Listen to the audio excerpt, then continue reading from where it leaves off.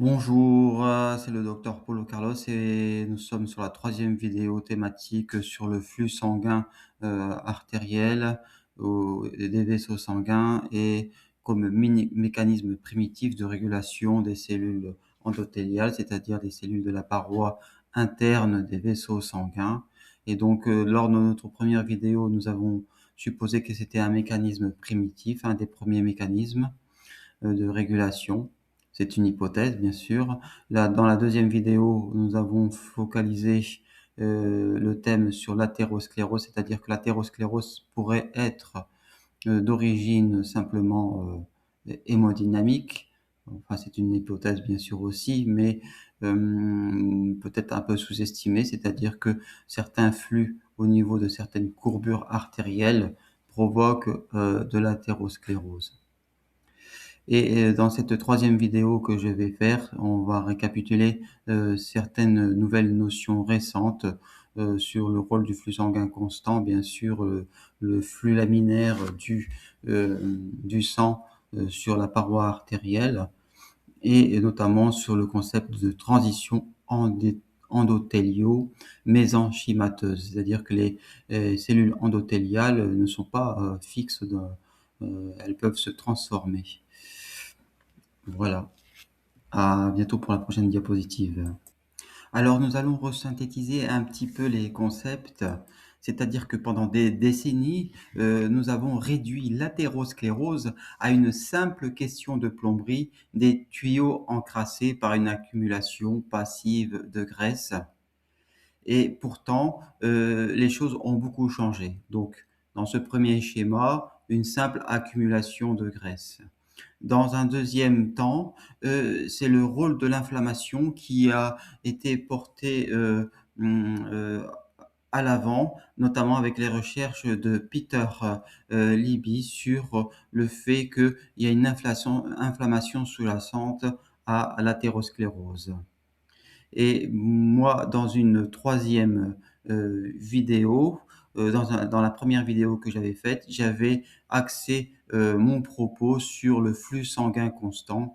Comme vous voyez ici dans cette troisième diapositive, c'est-à-dire que le flux sanguin constant euh, euh, protège l'artère de l'athérosclérose. Et lorsqu'il est perturbé, lorsqu'il y a un flux laminaire perturbé, eh bien, ça envoie un signal différent aux cellules endothéliales qui seront soit disjointes, soit parce qu'il y a une accumulation de toxiques, soit de protéines inflammatoires qui vont ouvrir les jonctions intercellulaires et produire de l'inflammation. Ça, c'était la troisième chose. Et la quatrième chose dans les recherches récentes, c'est le phénomène de transdifférenciation baptisé transition endothélio-mésenchymateuse. C'est-à-dire que les cellules endothéliales vont se transformer en leur propre ennemi. C'est un peu du Mr. Jekyll and Hyde. Et il faut comprendre que ces sentinelles, que sont les cellules endothéliales, vont renier leur propre nature profonde. Et ça, c'est la nouvelle recherche, le nouveau Graal en cardiologie moderne. Il faut mettre quand même un bémol par rapport à tout ça. C'est que toutes ces recherches sont quand même orientées vers la recherche de médicaments, vers la recherche génétique, puisque c'est sous-tendu aussi vers la génétique. Voilà. Donc j'en arrête là pour cette introduction brève.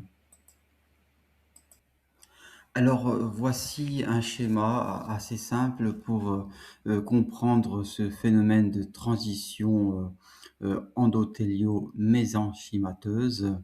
Eh bien, dans la première partie du schéma, le premier dessin, on voit une artère simple avec SN, avec des cellules qui sont normales.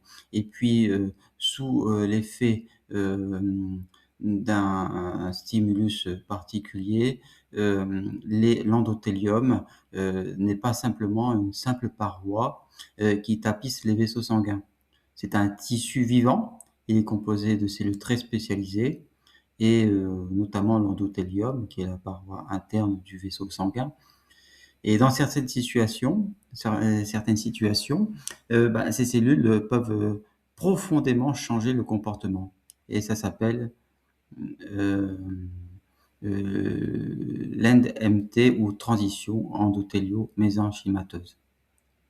Eh bien, en fait, les cellules vont perdre progressivement leurs caractéristiques et la caractéristique de protection des parois. Et alors, elles deviennent des cellules plus mobiles, capables de participer au remodelage des tissus. Ça devient des euh, cellules mésenchymateuses. Et cette transformation en cellules mésenchymateuses va perturber tout le processus biologique autour de la paroi artérielle. Par exemple, cette transformation est également entretenue avec une interaction avec le système immunitaire. Les macrophages, qui sont les cellules chargées de nettoyer les dépôts présents dans les artères, stimulent ce changement aussi d'identité de cellules endothéliales à cellules mésenchymateuses. Et en retour, les cellules mésenchymateuses vont perturber le travail des macrophages, qui eux, normalement, éliminent aussi les graisses. Et comme ils sont perturbés, il y aura moins de graisses éliminées. Et ce dialogue entre cellules mésenchymateuses et macrophages perturbe toute la physiologie. Il y aura un cercle vicieux et il y aura une inflammation qui est favorisée et une progression de l'athérosclérose selon ce concept de transformation, de transition. En résumé, cette transition euh, endothélo-mésenchymateuse participe au développement de l'athérosclérose en transformant les cellules protectrices de la paroi artérielle en cellules qui contribuent au contraire au remodelage de la paroi, à l'inflammation et à la formation des plaques. Bref, tout est perturbé lors de cette transformation.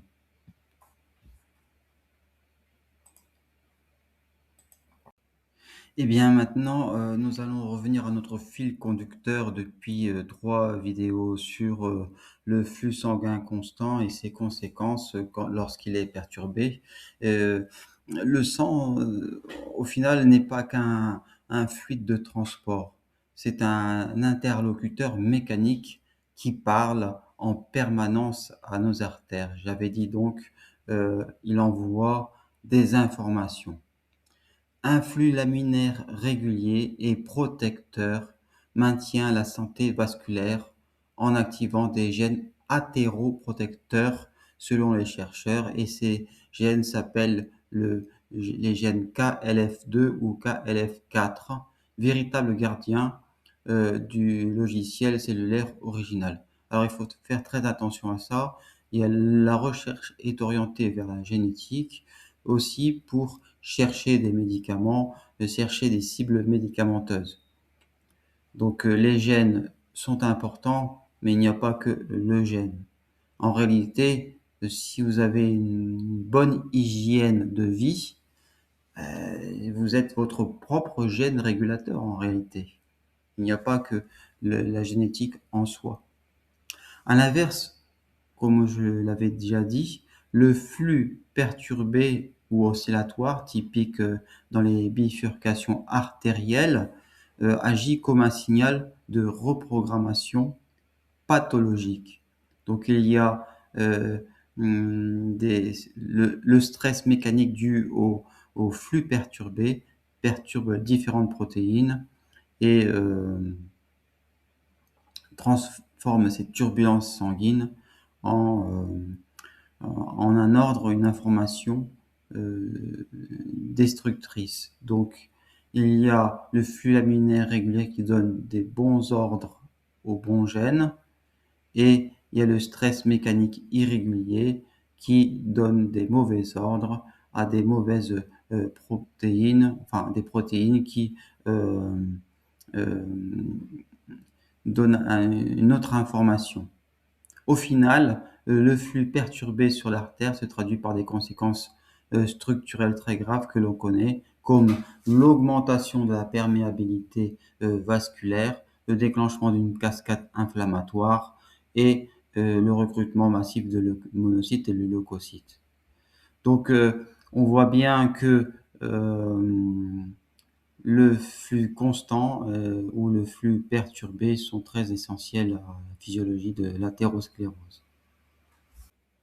Une dernière diapositive de conclusion rapide, simplement pour dire que cette transdifférenciation est une cible thérapeutique avec des nouveaux médicaments en ciblant des gènes. Et on vise en fait là-dessus sur la plasticité cellulaire. Nous entrons dans une ère de reprogrammation cellulaire avec le tout génétique éventuellement pour la cardiologie. On ne considère plus l'athérosclérose comme liée à l'usure, mais un processus qui serait réversible où le destin des cellules peut être réorienté par des interventions génétiques comme je l'ai dit. Cette plasticité insoupçonnée du corps humain est à la fois euh, euh, un but très important qui donne beaucoup d'espoir. C'est une question fascinante et qui pose la question est-ce que nos cellules doivent être piratées à ce point-là? Mais j'en reviens à l'essentiel. L'athérosclérose, quelque part, c'est une maladie de la sédentarité et pas seulement liée à l'âge. C'est aussi une maladie qui pourrait être modifiée par la diète. Nous sommes notre propre gène de modification de l'athérosclérose. C'est notre propre gène de modification de l'athérosclérose, et bien c'est notre volonté de changer, d'avoir une bonne hygiène de vie en dehors de tous ces espoirs génétiques qui, je pense, sont parfois un peu illusoires car l'athérosclérose est quelque part multifactorielle. Et nous en revenons à notre mécanisme primitif, la régulation du flux sanguin constant qui donne une bonne information. Et pour donner cette bonne information, eh bien, il faut avoir une bonne hygiène de vie comme de l'activité physique pour entretenir le cœur, comme du fitness cardio. Voilà, pour en revenir à des choses plus simples que le tout génétique. C'était donc le docteur Carlos Polo et j'espère que cette vidéo vous a plu sur ces nouvelles perspectives de transition de cellules. À bientôt. N'oubliez pas de liker et commenter la vidéo.